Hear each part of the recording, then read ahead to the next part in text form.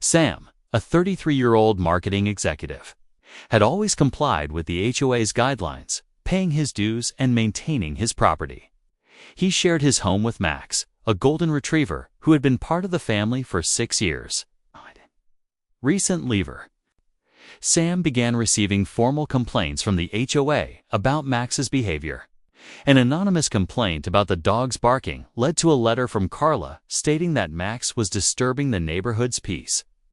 The HOA's notice highlighted potential fines or further actions if the situation was not rectified.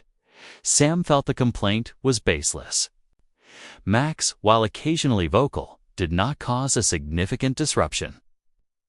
The situation escalated when a second letter was sent, accusing Sam of violating HOA pet policies by leaving his dog unsupervised outside. The letter outlined a strict interpretation of the rules that Sam felt was overly punitive. Sam now found himself in a conflict with the HOA.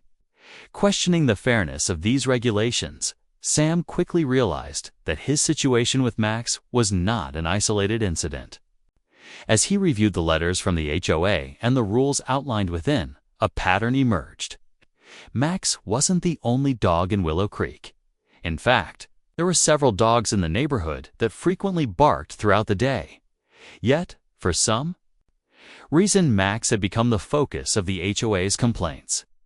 The selective enforcement of the HOA's regulations became evident. Other neighbors with louder, more persistent barking dogs were not being singled out. They seemed to be immune to the scrutiny that Sam was now facing. This inconsistency in the HOA's enforcement led Sam to question the fairness of the situation. It became clear to him that this wasn't just about Max's barking. The HOA's actions seemed to reflect a broader issue of overreach and favoritism. He knew that it was crucial to address this systematically. Without action, he would likely continue to face unjust treatment. He was determined to make his case against the HOA. Sam took a methodical approach, beginning with research.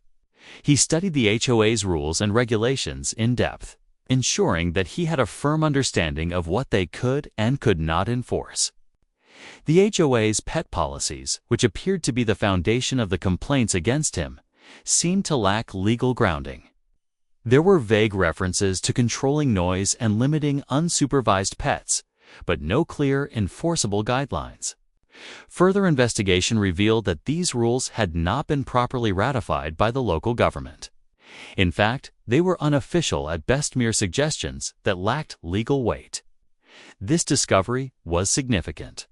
It indicated that the HOA regulations did not hold up in court and, more importantly, were not enforceable. To strengthen his position, Sam also researched local laws regarding pet ownership. He found that, according to city ordinances, pet owners were allowed to have their dogs roam freely within their own fenced yards as long as the animals were not creating a disturbance beyond the property line. There were no ordinances that prohibited dogs from being outside, unsupervised, or restricted the ability of dogs to bark within the confines of private property. Based on this, Sam concluded that Max's behavior was entirely within the boundaries of the law, and the HOA's complaint was unjustified. Armed with this new information, Sam decided to take action. He drafted a formal letter to Carla Jennings, the HOA president, addressing the concerns and outlining his findings. In the letter, he explained that the HOA's policies were not legally enforceable and that Max's behavior was in compliance with local regulations. He also pointed out that the HOA's vague rules regarding pet control were not sufficient to warrant any fines or restrictions. Sam's tone was professional, yet assertive, ensuring that his message was clear and direct. He also attached the relevant local laws and city ordinances to back up his claims. By sending the letter, Sam hoped to resolve the issue without further escalation. He anticipated that the HOA would either retract its complaints or provide a more thorough explanation of its policies. He felt confident that his understanding of the law and the HOA's weak position would compel them to back down. However, Sam knew that this was only one step in the process. In parallel with his formal letter, Sam began reaching out to his neighbors. He wasn't sure what to expect, but he hoped that by engaging with them, he would learn whether anyone else had experienced similar issues with the HOA's enforcement of rules. To his surprise, several neighbors confirmed that they had, in fact, received complaints or warnings from the HOA regarding minor issues. One neighbor, Linda, had been told that her garden was in violation of the HOA's guidelines for yard decoration. Another neighbor, Mark, had received a letter stating that his fence was too tall and violated the HOA's aesthetic standards. These warnings were sometimes accompanied by threats of fines or demands for corrective actions. The more Sam spoke to his neighbors, the clearer it became that the HOA had been overstepping its boundaries for some time. Some of the complaints seemed petty, such as the one about leaves falling from trees, while others were more intrusive, like those regarding the height of fences or the types of plants allowed in yards. A few residents mentioned that they had received similar warnings for their dogs, although these had never escalated to the extent that Sam's situation had. Many expressed a sense of unease, as if they were constantly walking on eggshells, trying to avoid the HOA's scrutiny. The atmosphere in the neighborhood had become one of fear and uncertainty, where residents were hesitant to make any changes or express themselves freely for fear of attracting the attention of the HOA. Sam began to see that his fight was not just about Max. It was about standing up to the HOA's overreaching control. He wasn't the only one affected by Carla Jennings' selective enforcement. It seemed that the HOA had created a climate where residents felt intimidated and hesitant to speak out. This realization spurred Sam into action. He knew that if he did nothing, the pattern of unjust complaints and fines would continue, and other residents would remain silent out of fear. Sam decided to continue his efforts to address the issue, not only for himself, but for the entire neighborhood. He began to consider how he could challenge the HOA's authority more directly, without resorting to confrontation. He knew that to effect real change, he would need support from his neighbors. So he began to discuss the possibility of organizing a group of concerned residents who would advocate for fairer rules and more transparency in the HOA's actions. As Sam collected evidence and built a network of support, he understood that this issue wasn't just about the HOA's complaint against Max. It was part of a larger pattern of overregulation and selective enforcement that needed to be addressed. The issue was no longer just personal. It had become a neighborhood-wide concern, one that required collective action to resolve. After sending the letter outlining his research and the legal grounds that contradicted the HOA's position, Sam received a response from Carla. The letter was dismissive and failed to address any of the legal points Sam had raised. Instead, it criticized Sam for being disruptive and insisted that Max, his dog, must remain indoors at all times to avoid further complaints. Carla's reply made it clear that she was not interested in a constructive conversation or resolution. She was determined to maintain control over the neighborhood despite the legitimacy of Sam's concerns. This exchange made Sam realize that the conflict would not be resolved through simple, written correspondence. Carla's response demonstrated that she was unwilling to engage in a rational discussion about the issue. It became evident that the HOA's rules, as enforced by Carla, were not open to challenge or change without a direct confrontation. The situation required a more visible and impactful approach if Sam was to have any influence on the outcome. He could no longer wait passively for the HOA to reconsider its stance. Instead, Sam had to take action that would demand attention and force the issue into the open. The next HOA meeting was scheduled for the following Thursday. Sam knew this was an opportunity to present his case directly to the people who had the power to affect the rules and policies. He could not rely on the usual indirect methods of communication. Sam understood that the HOA was used to operating in a manner where residents either complied or quietly accepted decisions without challenge. For Sam, This meeting represented a turning point. It was time to confront the HOA head-on and ensure that his concerns were heard by a wider audience. The meeting would be his platform to address the issue directly with Carla and the other residents, who had likely been unaware of the selective enforcement of rules. This was an important opportunity not just to clear his name, but to bring attention to the broader concerns he had gathered from his neighbors about the HOA's practices. Sam recognized that his issue was not an isolated case, but rather part of a larger pattern of overreach by Carla and the HOA. He needed to be prepared to argue his points thoroughly and back them up with facts.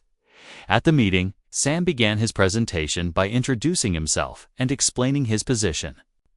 "I'm Sam Thompson, and I live at 2114 Willow Creek," he said. "I've received several complaints from the HOA about my dog, Max, and I'm here to provide clarification and explain why the HOA's actions are not legally justified." With clarity and confidence, Sam outlined his research into the HOA's rules, showing that the organization lacked the legal authority to impose the restrictions it had attempted to enforce. He explained the local ordinances that protected pet owners and refuted the claims made by the HOA regarding Max's behavior. Sam detailed the specific laws that permitted dogs to be outside in fenced yards and emphasized that barking, as long as it did not disturb the peace beyond the property line, was not a violation of any local regulations. His approach was logical, well-reasoned, and anchored in legal facts. As Sam presented his case, the atmosphere in the room shifted. Some residents began to pay closer attention, and a few exchanged glances as Sam provided evidence of the HOA's overreach.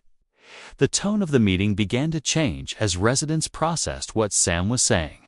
While some continued to support Carla's stance, others were beginning to question the validity of the HOA's demands. The room was divided, but the introduction of facts had begun to challenge the prevailing narrative that the HOA had always been right. Carla, who had been confidently leading the meeting, was now forced to respond. Carla's response, however, was defensive.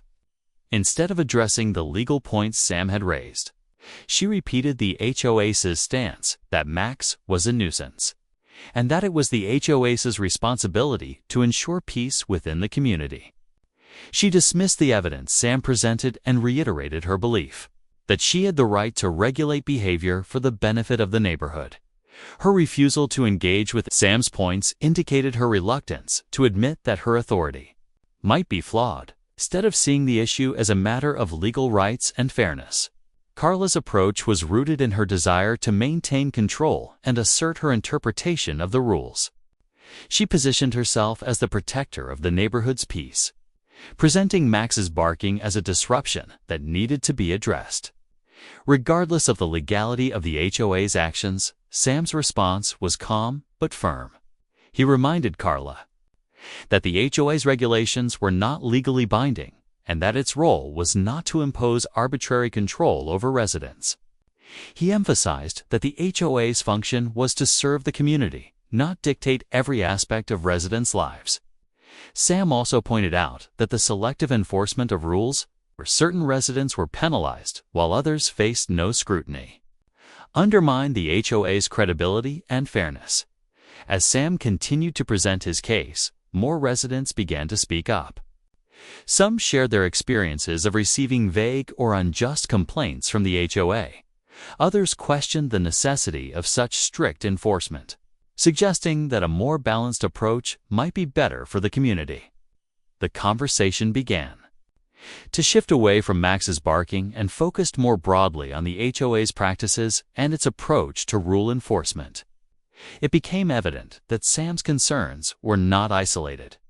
Many residents felt similarly burdened by the HOA's overbearing stance on minor issues. The meeting's dynamic had changed. What started as a one-sided defense of the HOA's authority had become a discussion about the broader issues at play. Carla, once confident in her position, was now facing open questions from residents who were starting to see the situation from a different perspective. Some of the residents who had initially sided with Carla were reconsidering their stance. Recognizing that the HOA's actions were not in line with the spirit of community, others, who had felt powerless to challenge the HOA before, were now finding the courage to speak up. As the meeting continued, it became clear that the HOA's unchecked power was being scrutinized in a way it had not been before. Carla's defensiveness had undermined her credibility, and the more she pushed back against Sam's reasonable and well-researched points, the more she alienated residents who were beginning to question her leadership. This confrontation had a significant impact on the HOA's standing in the community. Carla's refusal to acknowledge the legitimacy of Sam's concerns had opened the door for others to voice their grievances. It became apparent that the HOA's authority, once seen as unquestionable, was now subject to scrutiny. The division within the room was a sign that the power dynamics in Willow Creek were shifting. Sam's well-prepared presentation had forced the issue into the open and had begun to expose the weaknesses in the HOA's structure. What started as a confrontation over a dog's behavior had evolved into a challenge to the HOA's authority as a whole. Following the meeting, the atmosphere in Willow Creek started to shift. Sam's decision to challenge the HOA had brought attention to issues many residents had been quietly enduring. In the days that followed, a number of neighbors approached Sam, expressing their support. Some had lived in the community for years, but had never felt comfortable confronting the HOA directly. Many were now emboldened by Sam's willingness to question authority. They shared their own frustrations, recounting minor violations or harsh enforcement measures they had faced from the HOA, even when the rules seemed arbitrary or overly rigid. Sam's actions had not only raised awareness of the issue, but also opened a dialogue among residents who had previously been hesitant to speak out. As word spread through the neighborhood, it became clear that Sam's stand was not just about a single dog or a small infraction. It represented a larger issue about the HOA's approach to governance and the way it imposed its rules. Residents who had been silently resentful of the HOA's overbearing policies now found themselves in agreement, realizing they were not alone in their dissatisfaction. Carla, however, remained defiant. Despite the growing support for Sam, she continued her efforts to enforce the rules. Notices about Max's behavior kept arriving, each one escalating in severity. Carla issued further threats, warning Sam of potential fines for each alleged infraction, a strategy intended to intimidate him into compliance. But this time, Sam was prepared to take a stand. He sought legal advice, reaching out to an attorney who specialized in disputes with homeowners associations. The attorney confirmed Sam's position. The HOA's policies, especially concerning pets, lacked legal backing. The attorney outlined potential legal avenues for contesting the fines and further actions from the HOA. Sam's resolve was strengthened. He knew that Carla's position was weak, and he was ready to take the next step should the need arise. In the meantime, Sam focused on building a broader coalition of support. He continued to talk to neighbors, providing them with the legal information he had gathered and explaining the situation in clear terms. As more residents became aware of their rights, they began to see the issues within the HOA's practices. Many felt the time had come to challenge Carla's leadership and the unchecked authority she wielded over the community. A few weeks later, the HOA called for another meeting.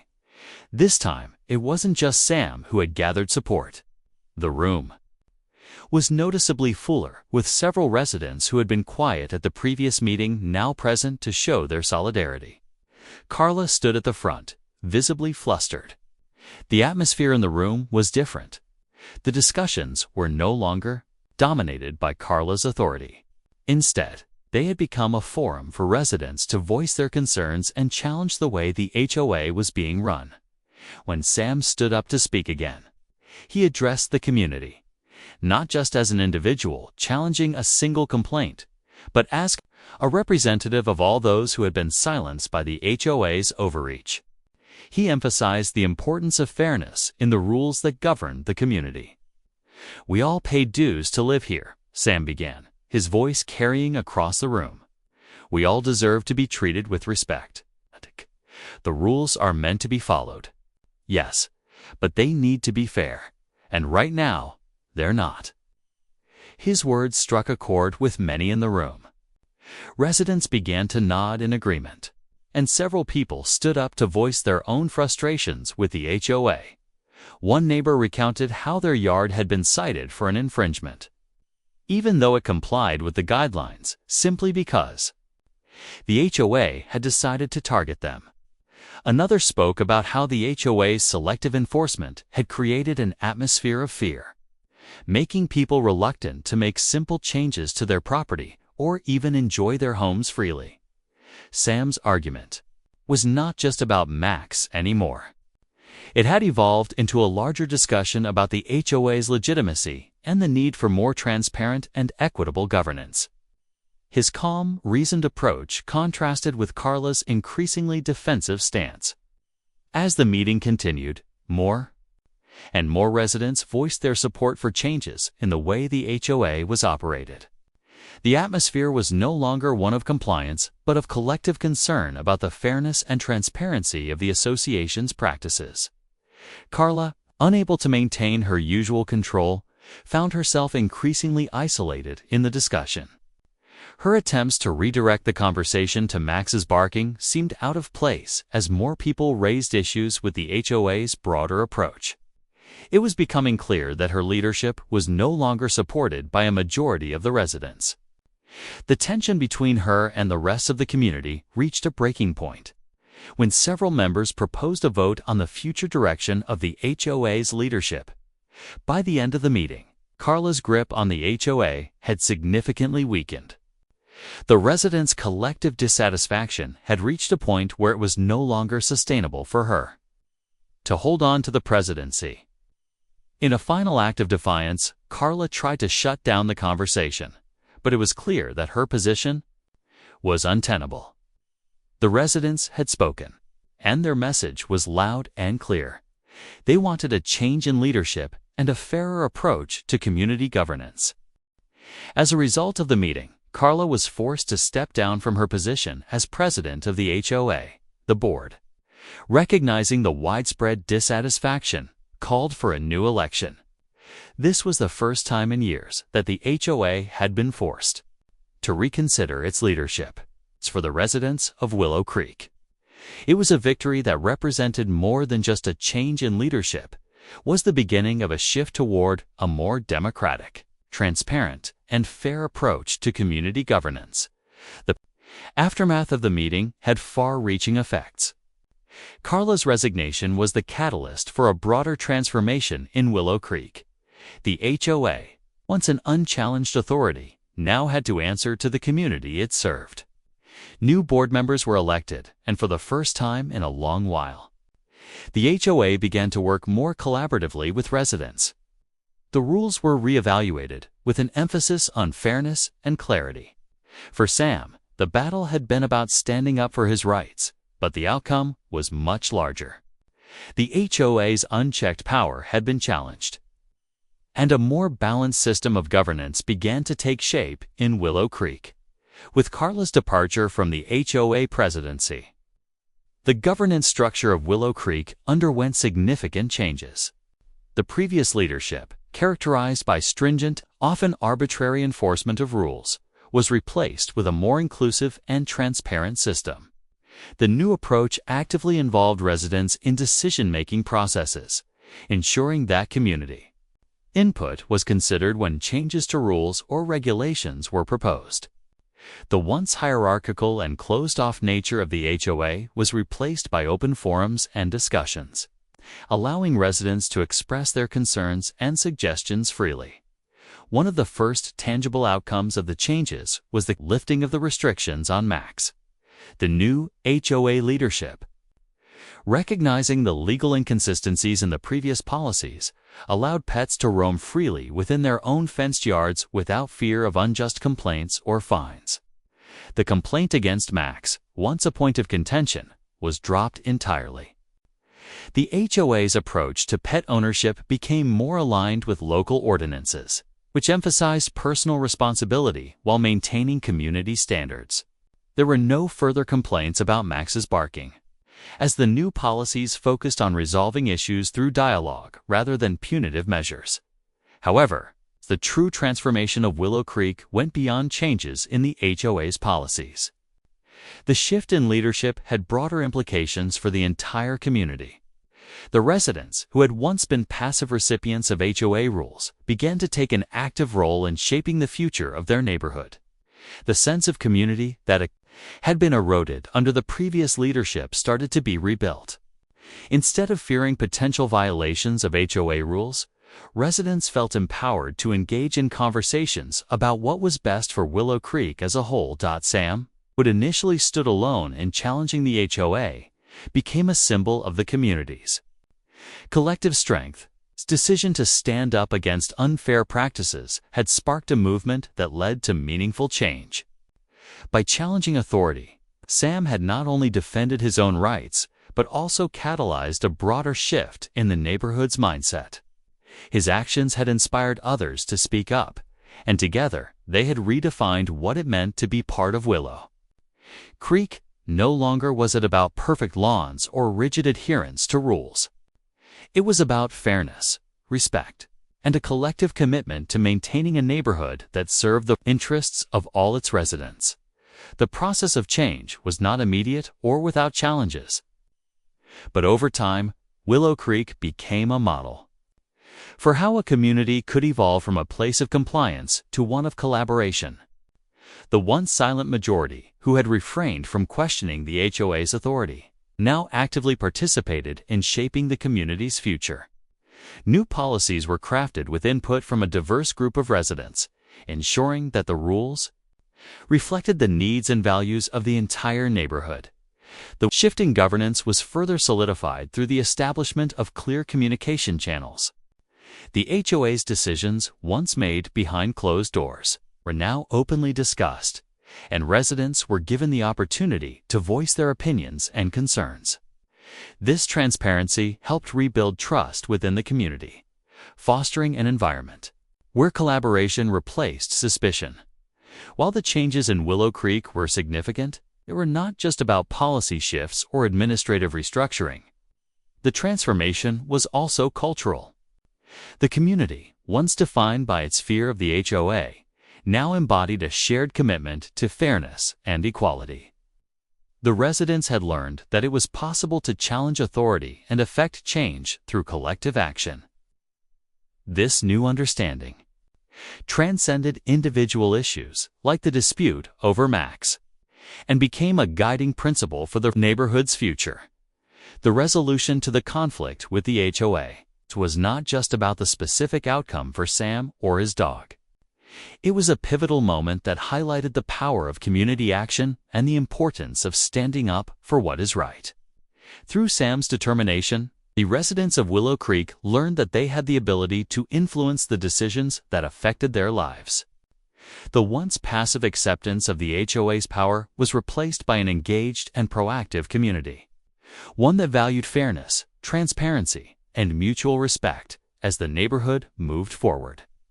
The changes made in the HOA became a lasting legacy of the residents' ability to challenge unjust authority and work together for a common goal. Willow Creek was no longer defined by the rigid enforcement of rules, but by the values of cooperation, respect, and fairness. Sam's initial stand, driven by a desire to protect his dog, had ignited a transformation that improved the lives of every resident in the neighborhood. The community was stronger, more united, and better equipped to handle future challenges, knowing that their voices would be heard and their rights respected.